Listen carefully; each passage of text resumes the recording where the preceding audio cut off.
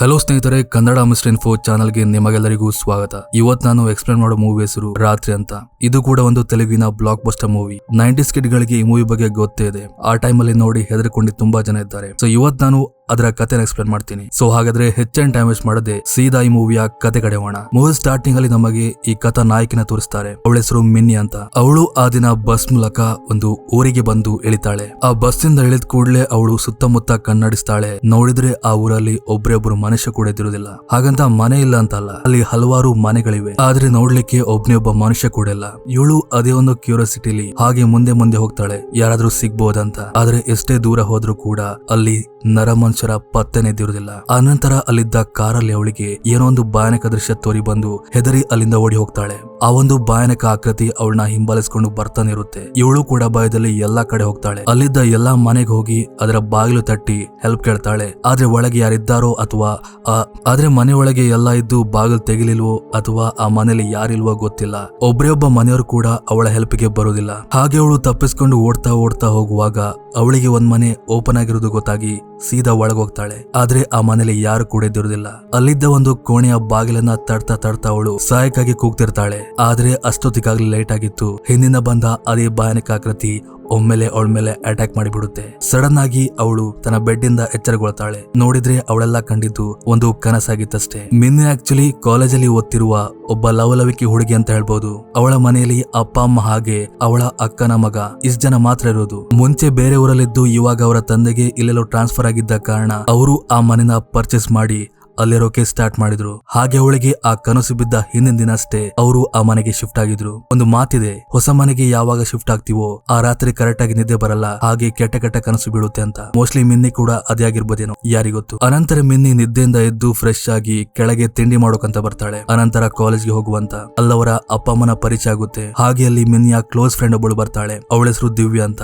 Divya actually ಅವಳ ಪಕ್ಕದ ಮನೆಯವಳೆ. ಅನಂತರ ಇಬ್ರು ಅಲ್ಲಿಂದ ಸೀದಾ ಕಾಲೇಜ್ಗೆ ಹೋಗ್ತಾರೆ. ಆದ್ರೆ ಅವರು ಕ್ಲಾಸಿಗೆ ಅಂತ ಹೋಗಿರಲ್ಲ. ಮಿನ್ನಿಗೆ ಆಕ್ಚುಲಿ ಒಬ್ಬ ಬಾಯ್ ಫ್ರೆಂಡ್ ಇದ್ದಿರ್ತಾನೆ. ಅವನ ಹೆಸರು ದೀಪಕ್ ಅಂತ. ಅವರಿಬ್ಬರು ಕಾಲೇಜ್ನ ಹಾಲ್ ಅಲ್ಲಿ ನಿಂತು ಆ ದೀಪಕ್ಗೋಸ್ಕರ ವೇಟ್ ಮಾಡ್ತಿರ್ತಾನೆ. ಅಂಡ್ ಅವನು ಕೊನೆಗೆ ಬಂದು ಆ 3 ಜನ ಸೀದಾ ಮೂವಿ ನೋಡ್ಬೇಕಂತ ಹೋಗ್ತಾರೆ. ಇದು ಹಾರರ್ ಮೂವಿ ಆದ್ರೂ ಕೂಡ ಆ ಮೂವಿಲಿ ಅವರು ಮೂವಿ ನೋಡ್ಲಿಕ್ಕೆ ಹೋಗಿರೋದು ಒಂದು ಕಾಮಿಡಿ ಮೂವಿ. ಥಿಯೇಟರ್ ಇದ್ದ ಅಷ್ಟು ಜನ ಕೂಡ ಕಂಟಿನ್ಯೂಸ್ ಆಗಿ ನಗ್ತಿರ್ತಾರೆ.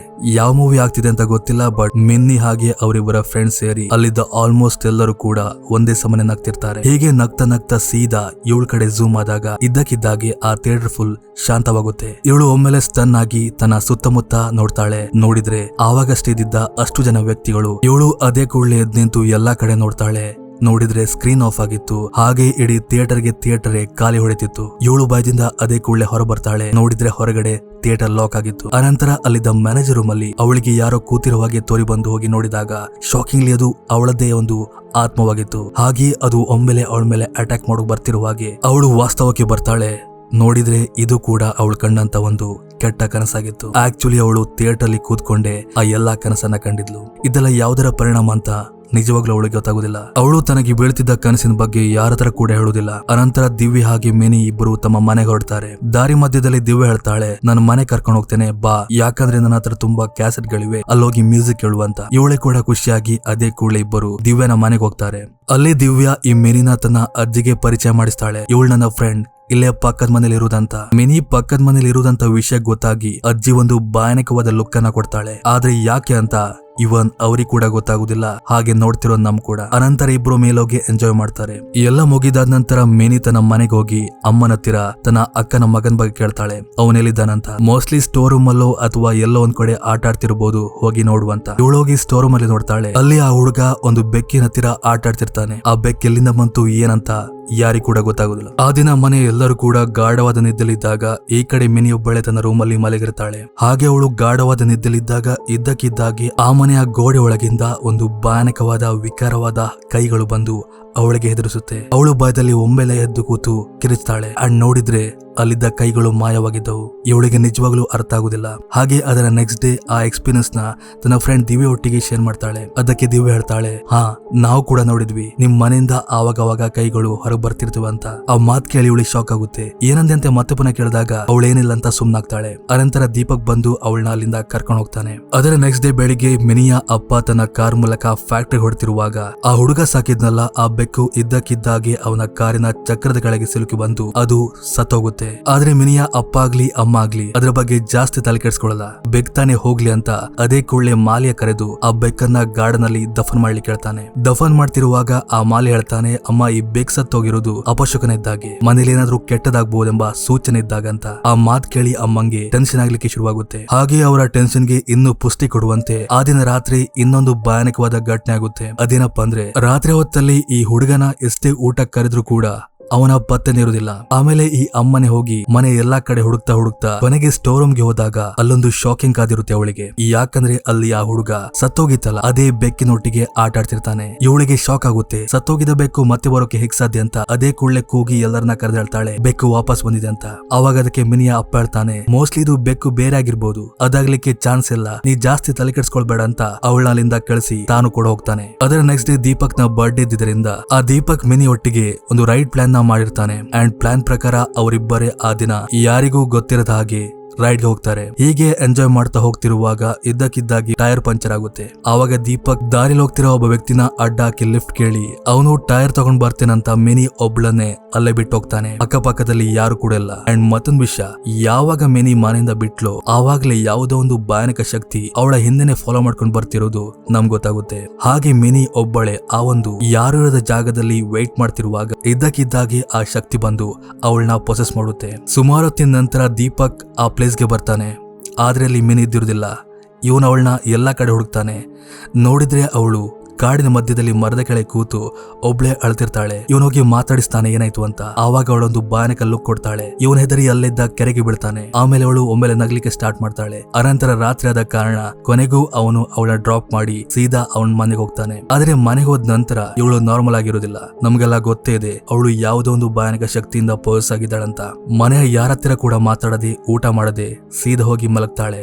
ಅಪ್ಪ ಅಮ್ಮ ಕೂಡ ಗಾಬರಿ ಆಗುತ್ತೆ. ಇವಳು ಯಾಕೆ ಒಬ್ಳೆ ಹೋದ್ಲು ಅಂತ ಅವಳು ರೂಮ್ಗೆ ಹೋಗ್ತಾಳೆ. ಆವಾಗ ಮಿನಿ ತಕ್ಷಣ ಒಂದು ಲುಕ್ ಅನ್ನ ಕೊಡ್ತಾಳೆ. ಆ ಲುಕ್ ನೋಡ್ತಿರೋ ನಮ್ಗೆ ಒಂದ್ಸಲ ಗಾಬರಿ ಆಗುತ್ತೆ. ಆದ್ರೆ ಮನೆಯವರಿಗೆ ಅದ್ರ ಬಗ್ಗೆ ಏನು ಕೂಡ ಗೊತ್ತಾಗೋದಿಲ್ಲ. ಅದರ ನೆಕ್ಸ್ಟ್ ಡೇ ಈ ದಿವ್ಯ ಮಿನಿಯ ಮನೆಗೆ ಬಂದು ಅವಳನ್ನ ಒಂದು ಫಂಕ್ಷನ್ ಗೆ ಕರ್ಕೊಂಡು ಹೋಗ್ತೇನಂತ ಬಲವಂತ ಮಾಡಿ ಆ ನೈಟ್ ಒಂದು ಫಂಕ್ಷನ್ ಗೆ ಕರ್ಕೊಂಡು ಹೋಗ್ತಾಳೆ. ದಿವ್ಯ ಹಾಗೆ ಅವಳ ಫ್ರೆಂಡ್ಸ್ ಎಲ್ಲರೂ ಕೂಡ ಫಂಕ್ಷನ್ ಅಲ್ಲಿ ಎಂಜಾಯ್ ಮಾಡ್ತಿದ್ರೆ ಈ ಮಿನಿ ಮಾತ್ರ ದೆವ್ವ ಬಡಿದ ಹಾಗೆ ಒಂಥರ ವಿಚಿತ್ರವಾಗಿ ಕೂತಿದ್ಲು. ದೆವ್ವ ಬಡಿದಾಗಂತ ಆಕ್ಚುಲ್ ಆಗಿ ಅವಳು ದೆವ್ವದಿಂದ ಪೋಸ್ಟ್ ಆಗಿದ್ದಾಳೆ ಕೂಡ. ಈ ಫಂಕ್ಷನ್ ಎಲ್ಲ ನೋಡ್ಲಿಕ್ಕಾಗದೆ ಅವಳ ನಂತರ ಸೀದಾ ಅಲ್ಲಿದ್ದ ಟೆರೆಸ್ ಮೇಲೆ ಹೋಗ್ತಾಳೆ. ಈ ಕಡೆ ದಿವ್ಯ ನೋಡಿದಾಗ ಅವಳು ಇರೋದಿಲ್ಲ. ಆಮೇಲೆ ಅವಳನ್ನ ಹುಡುಕ್ತಾ ಅವಳು ಕೂಡ ಸೀದಾ ಟೆರೆಸ್ ಮೇಲೆ ಹೋಗ್ತಾಳೆ. ಅಂಡ್ ಅಲ್ಲೋಗಿ ಅವಳ ಭುಜದ ಮೇಲೆ ಕೈ ಹಾಕಿದಾಗ ಒಮ್ಮೆಲೆ ಅವಳೊಂದು ಭಯಾನಕ ಲುಕ್ ಕೊಡ್ತಾಳೆ. ಅದನ್ನ ನೋಡಿ ಇವಳಿಗೆ ಶಾಕ್ ಆಗುತ್ತೆ. ಎಸ್, ಅಲ್ಲಿ ಆ ಮಿನಿ ದೆವ್ವವಾಗಿ ಬದಲಾಗಿ ನಂತರ ಈ ದಿವ್ಯಳ ಕತ್ತನ್ನ ಹಿಸುಕಿ ಕೊಂದು ಬಿಡ್ತಾಳೆ. ಕತ್ತನ ಹಿಸುಕಿ ಅಂದ್ರೆ ನಾರ್ಮಲ್ ಆಗಿ ಅಲ್ಲ, ಕತ್ತನ ಮುಂದಿಂದ ಹಿಂದೆಗಡೆ ತಿರುಗಿಸಿ ತುಂಬಾ ಬರ್ಬರವಾಗಿ ಕೊಂದಾಕ್ತಾಳೆ. ಹಾಗೆ ಅದೇ ಕೂಡಲೇ ಅಲ್ಲಿ ಪೊಲೀಸ್ ಬಂದು ಎಲ್ಲಾ ವಿಚಾರಣೆ ಮಾಡ್ತಾರೆ. ಆ ಒಂದು ಪ್ಲೇಸ್ ಅಲ್ಲಿ ಈ ಮಿನಿ ಇದ್ದಿದ್ದರಿಂದ ಹಾಗೆ ದಿವ್ಯ ಮಿನಿಯ ಕ್ಲೋಸ್ ಫ್ರೆಂಡ್ ಆಗಿದ್ದರಿಂದ ಪೊಲೀಸರು ಮೊದಲು ವಿಚಾರಣೆಗಂತ ಅವಳ ಮನೆಗೆ ಹೋಗ್ತಾರೆ. ಆದ್ರೆ ಅಲ್ಲಿ ಮಿನಿಯಿಂದ ಯಾವುದೇ ವಿಷಯ ಗೊತ್ತಾಗುದಿಲ್ಲ. ಬಟ್ ಪೊಲೀಸ್ ಒಂದು ಅಬ್ಸರ್ವ್ ಮಾಡ್ತಾನೆ. ಮಿನಿನ ಈ ಪೊಲೀಸರು ವಿಚಾರಣೆ ಮಾಡುವಾಗ ಅವಳು ಒಂದು ಡಾಲ್ ಜೊತೆ ಆಟ ಆಡ್ತಿರ್ತಾಳೆ. ಹಾಗೆ ಅವಳು ಅಲ್ಲಿಂದ ಎದ್ದೋಗ್ತಿದ್ದಾಗ್ಲೇ ಆ ಡಾಲ್ ನ ಕತ್ತು ಮುಂದಿಂದ ಹಿಂದಾಗಿತ್ತು. ಎಸ್, ಅಲ್ಲಿ ಪೊಲೀಸರಿಗೆ ಅನುಮಾನ ಬರುತ್ತೆ.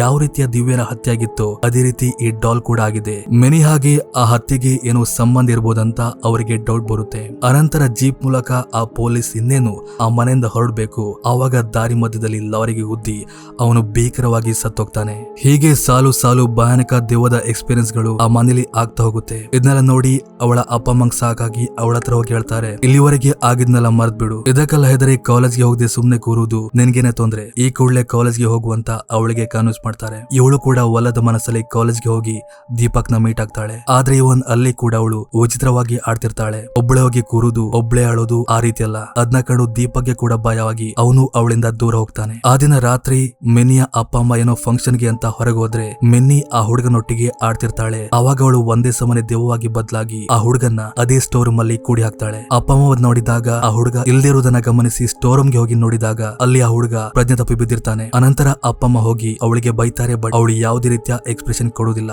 ಬದಲಾಗಿ ಅವಳು ಯಾವುದೋ ಆತ್ಮದೊಟ್ಟಿಗೆ ಮಾತಾಡುವುದನ್ನ ನಮಗೆ ತೋರಿಸ್ತಾಳೆ. ಎಲ್ಲಿ ಕಂಪ್ಲೀಟ್ ಆಗಿ ಗೊತ್ತಾಗುತ್ತೆ ಆ ಮಲೆಯಲ್ಲಿರುವ ಯಾವುದೋ ಒಂದು ದೆವ್ವದಿಂದ ಮಿನಿ ಪರ್ಸ್ ಆಗಿದ್ದಾಳಂತ. ಆ ದಿನ ರಾತ್ರಿ ಮಿನಿಯ ಅಪ್ಪ ನೀರ್ ಕುಡಿಬೇಕಂತ ಹೊರಗೋದಾಗ ಅವರಿಗೆ ಮಿನಿಯ ರೂಮ್ ಇಂದ ಯಾವುದೋ ಶಬ್ದ ಕೇಳಿ ಬಂದು ಹೋಗಿ ನೋಡ್ತಾರೆ. ಅಲ್ಲಿ ಮಿನಿ ಪರ್ಸ್ ಆಗಿದ್ಲು. ಹಾಗೆ ಇವನ್ ಮೇಲೆ ಅಟ್ಯಾಕ್ ಮಾಡ್ತಾಳೆ. ಇವರಿಗೆ ಇದನ್ನೆಲ್ಲ ನೋಡಿ ಸಾಕಾಗುತ್ತೆ. ಹಾಗೆ ಅದೇ ಕೂಡಲೇ ಒಬ್ಬ ಸೈಕ್ಯಾಟ್ರಿಸ್ಟ್ ನ ಕರೆಸಿ ಅವಳನ್ನ ವಿಚಾರಣೆ ಮಾಡ್ತಾರೆ. ಇವನ್ ಅಲ್ಲಿ ಕೂಡ ಅವಳು ದೆವ್ವವಾಗಿ ಬದಲಾಗಿ ಯಾವುದೋ ಬೇರೆ ಹೆಂಗಸಿನ ವಾಯ್ಸ್ ಅಲ್ಲಿ ಮಾತಾಡೋದೆಲ್ಲ ಅವ್ರು ಗಮನಿಸ್ತಾರೆ. ಅವಾಗ ಏನೋ ಮಾಡ್ಬೇಕಂತ ಮಿನಿ ಅಮ್ಮ ಹೊರ ಬಂದಾಗ ಅಲ್ಲಿ ಮಾಲ್ ಹೇಳ್ತಾನೆ, ಅಮ್ಮ ಇದು ಡಾಕ್ಟರಿಂದೆಲ್ಲ ವಾಸಿಯಾಗುವಂತ ಕಾಯಿಲೆ ಅಲ್ಲ, ಅವಳ ಮೈ ಮೇಲೆ ದೆವ್ವ ಬಂದಿದೆ. ಮಿನಿಯ ಮೈ ಮೇಲೆ ಯಾವುದೋ ದೆವ್ವ ಬಂದು ಅವಳನ್ನ ಪೊಸೆಸ್ ಮಾಡಿದೆ. ಇದ್ರ ಬಗ್ಗೆ ಗೊತ್ತಾಗ್ಬೇಕಂದ್ರೆ ಈ ಮನೆಯ ಪಾಸ್ಟ್ ಬಗ್ಗೆ ತಿಳ್ಕೋಬೇಕು. ಪಕ್ಕದ ಮನೆಯಿರುವ ಆ ಅಜ್ಜಿಗೆ ಈ ಮನೆಯ ಪಾಸ್ಟ್ ಬಗ್ಗೆ ಗೊತ್ತು. ಅವಳ ಹತ್ರ ಹೋಗಿ ಕೇಳಿ ಅಂತ ಸೀದಾ ಹೋಗಿ ಕೇಳಿದಾಗ ಅಜ್ಜಿ ಹೇಳ್ತಾಳೆ, ಸುಮಾರು ವರ್ಷಗಳ ಹಿಂದೆ ಈ ಮನೆಯ ಮಾಲೀಕ ಒಬ್ಬ ಯಾವುದೋ ಹೆಂಗಸೊಟ್ಟಿಗೆ ಅಫೇರ್ ಇಟ್ಕೊಂಡಿದ್ದ. ಅನಂತರ ಆ ಅಫೇರ್ ಅವನಿಗೆ ಸಾಕಾಗಿ ಅವಳನ್ನ ಕೊಂದು ಬೇರೆ ಹುಡುಗಿ ತರಬೇಕಂತ ಪ್ಲಾನ್ ಮಾಡಿ ಅವಳನ್ನ ಕೊಲ್ತಾನೆ. ಆದ್ರೆ ಆ ಹುಡುಗಿಯ ಆತ್ಮ ಆ ಮನೆಯಲ್ಲಿ ಬಂದಿಯಾಗಿ ನಂತರ ಅವನ್ನೇ ಆ ಆತ್ಮ ಕೊಂದು ಬಿಡುತ್ತೆ. ಅದಾದ ನಂತರ ಈ ಮನೆ ಹಾಂಟೆಡ್ ಆಗಿದೆ ಅಂತ. ಹಾಗೆ ಅಜ್ಜಿ ಹೇಳ್ತಾಳೆ, ಒಂದು ಊರಲ್ಲಿ ಶಾರ್ಜಿ ಅಂತ ಒಬ್ಬ ವ್ಯಕ್ತಿ ಇದ್ದಾನೆ, ಅವನಿಗೆ ಈ ದೇವದ ಬಗ್ಗೆ ಎಲ್ಲ ಗೊತ್ತು, ಅವನಿಂದ ನಿಮ್ಗೆ ಸಹಾಯ ಆಗ್ಬೋದು, ಅವನ ಹತ್ರ ಹೋಗಿ ಅಂತ. ಇವರು ಕೂಡ ಸೀದಾ ಅವನ ಹತ್ರ ಹೋಗಿ ಸಹಾಯ ಕೇಳ್ತಾರೆ. ಅಂಡ್ ಆ ವ್ಯಕ್ತಿ ಗೊತ್ತಿತ್ತು ಇವರುಗಳು ಸಹಾಯಕ್ಕಾಗಿ ನಂತರ ಬಂದೇ ಬರ್ತಾರಂತ. ಆಮೇಲೆ ಆ ವ್ಯಕ್ತಿ ಸೀದಾ ಮನೆಗೆ ಹೋಗಿ ಚೆಕ್ ಮಾಡಿದಾಗ ಆ ಸ್ಟೋರ್ ರೂಮ್ ಹಾಂಟೆಡ್ ಅಂತ ಅವನಿಗೆ ಗೊತ್ತಾಗುತ್ತೆ. ಅನಂತರ ಆ ವ್ಯಕ್ತಿ ಬೇರೊಂದು ಊರಿಗೆ ಹೋಗಿ ಅಲ್ಲಿದ್ದ ಒಬ್ಬ ಮಾಟಗಾರನೊಟ್ಟಿಗೆ ಮಾತಾಡಿ ಅವನಿಂದ ಒಂದು ಕಪ್ಪು ಬಣ್ಣದ ಬೋಧಿ ತಗೊಂಡ್ ಬಂದು ಈ ಮನೆ ಎಲ್ಲಾ ಕಡೆ ಚಿಮ್ಮಿಸ್ತಾ ಹೋಗ್ತಾನೆ, ಯಾವ ರೂಮ್ ಪೊಸೆಸ್ ಆಗಿದೆ ಅಂತ ನೋಡೋಕೆ. ಆವಾಗ ಅವನಿಗೆ ಗೊತ್ತಾಗುತ್ತೆ ಸ್ಟೋರ್ ರೂಮ್ ನ ಕೆಳಗಡೆ ಒಂದು ಬೇಸ್ಮೆಂಟ್ ಇದೆ ಅಂತ. ಅದೇ ಕೂಡಲೇ ಅದನ್ನ ಡಿಗ್ ಮಾಡಿ ಹೋಗಿ ನೋಡಿದಾಗ ಅಲ್ಲಿ ಕೊನೆಗೂ ಆ ಹುಡುಗಿಯ ಆತ್ಮ ಮೋಹಿನಿ ತೋರಿ ಬರುತ್ತೆ. ಅದು ಇವ್ರ ಮೇಲೆ ಅಟ್ಯಾಕ್ ಮಾಡೋ ಬರುತ್ತೆ. ಹಾಗೆ ಅದು ಅಲ್ಲಿದ್ದ ದೀಪಕ್ನ ಮಿನಿಯ ವೇಷ ಧರಿಸಿ ಅವನ್ನ ಕೊಲ್ಲೋಕೆ ನೋಡುತ್ತೆ. ಆವಾಗ ಈ ಶಾರ್ಜಿಯಾಗೋ ಪ್ಲಾನ್ ಮಾಡಿ ತನ್ನಲ್ಲಿದ್ದ ಬೂದಿನ ಆ ದೆವ್ವದ ಮೇಲೆ ಹಾಕಿ ಆ ದೆವ್ವ ಪರ್ಮನೆಂಟ್ ಆಗಿ ನಾಶವಾಗಿ ಕಿಟಕಿ ಮೂಲಕ ಆ ದೆವ್ವ ಸೀದೆ ಮೇಲೆ ಹೋಗುತ್ತೆ. ಹಾಗೆ ಈ ಎಲ್ಲ ಕೂಡ ನಾರ್ಮಲ್ ಆಗಿ ಆ ಮೂವಿ ಕೂಡ ಅಲ್ಲಿಗೆ ಎಂಡ್ ಆಗುತ್ತೆ. ಸೊ ಇದಿಷ್ಟು ಇವತ್ತಿನ ಕತೆ. ಮತ್ತೊಂದು ಕತೆ ಒಟ್ಟಿಗೆ ಮತ್ತೆ ಸಿಗ್ತೀನಿ. ಅಲ್ಲಿವರೆಗೂ ಥ್ಯಾಂಕ್ ಯು ಫಾರ್ ವಾಚಿಂಗ್.